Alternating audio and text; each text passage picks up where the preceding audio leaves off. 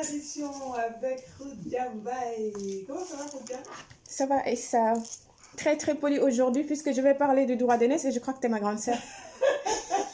Respect d'un jour. Merci de te rappeler. Alors, Aïssa, le droit d'aînesse a existé et continue à exister dans dans certaines cultures, je veux dire, à travers le monde. Même si, en fait, la dimension économique était l'un des points essentiels pour certaines populations.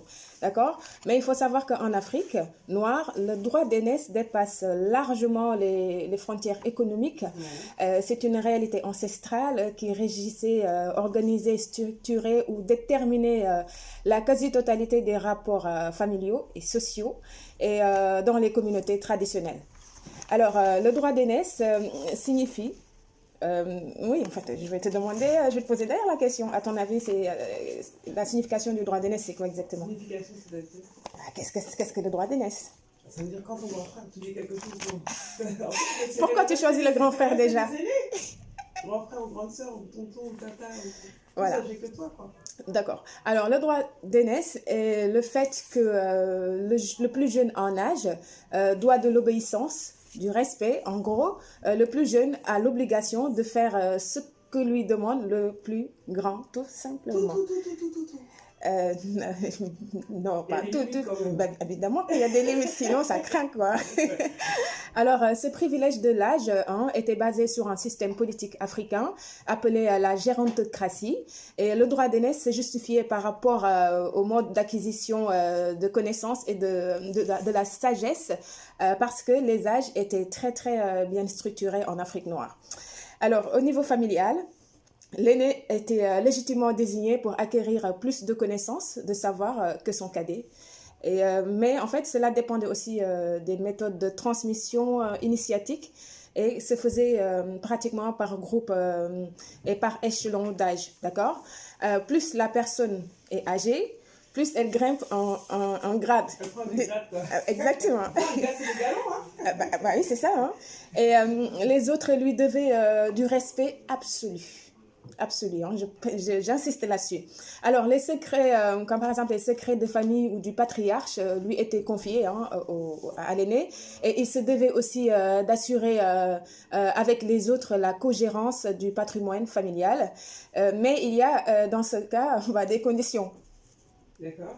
Alors, les conditions, c'est tout simplement que l'aîné qui remplace le père ou le patriarche à son trépas, en fait, il pouvait le faire si seulement ces derniers n'avaient pas de frère cadet, tu vois. Si le patriarche, voilà, sinon, c'est le frère cadet du patriarche qui prend la relève.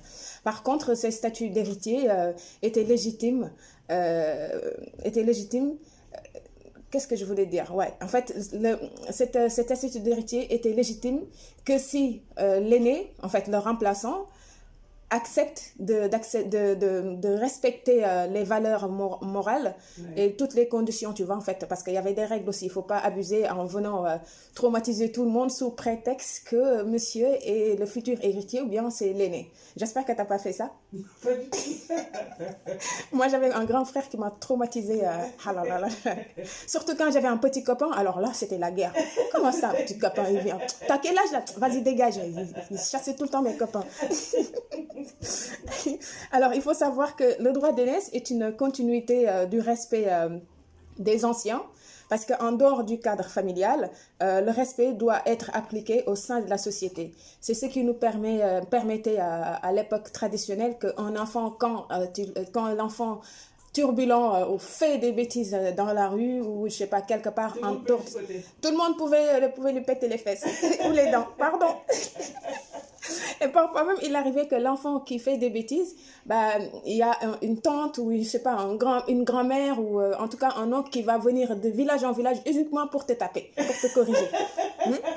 Ça sent le vécu, hein? Ça sent le vécu. Non, moi, ça m'est jamais arrivé, hein? Je te rassure. Hein? Ouais.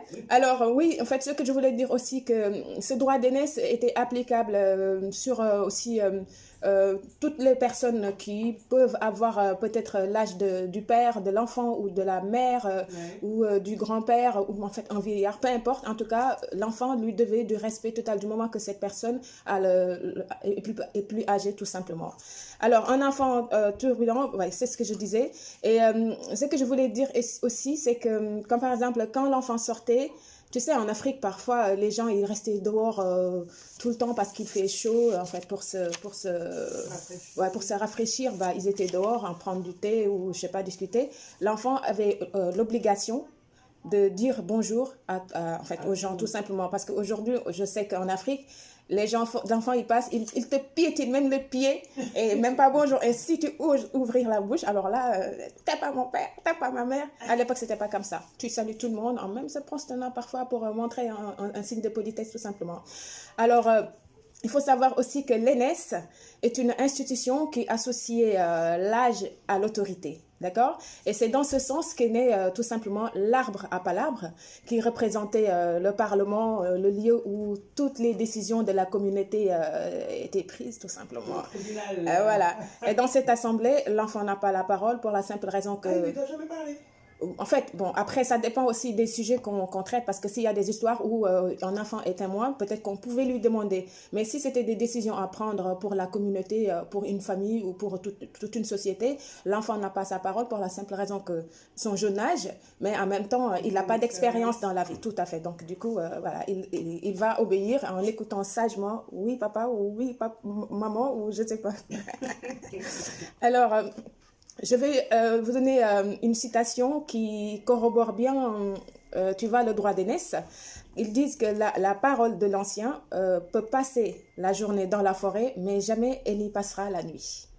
Ce qui veut dire que, en fait, l'obéissance était... Ils ont toujours raison. Bah oui, l'obéissance était très intéressante et importante pour l'enfant parce que comme on n'a pas d'expérience, en fait, l'enfant qui n'a pas d'expérience, bah, tu es obligé d'écouter ce qu'on te dit parce que si tu désobéis, de toute façon, tôt ou tard, la vérité sera en face de toi. Après, bon, c'est pas mauvais, c'est pas plus mauvais que ça parce que je sais que parfois aussi, on peut apprendre de ses propres erreurs. Complètement. Mais bon, nos ancêtres, parfois aussi, ça, c'était pas... je ne veux pas dire du bêtise, mais ça, c'était pas possible. Alors, Aïssa, j'aimerais juste... te demander ou demander aux auditeurs qui pourront peut-être envoyer un message et tout. À ton avis, pourquoi maintenant en Afrique nous avons perdu en tout cas cet institut de droit d'aînesse où on ne le pratique plus correctement comme avant? La religion? Il y a la religion.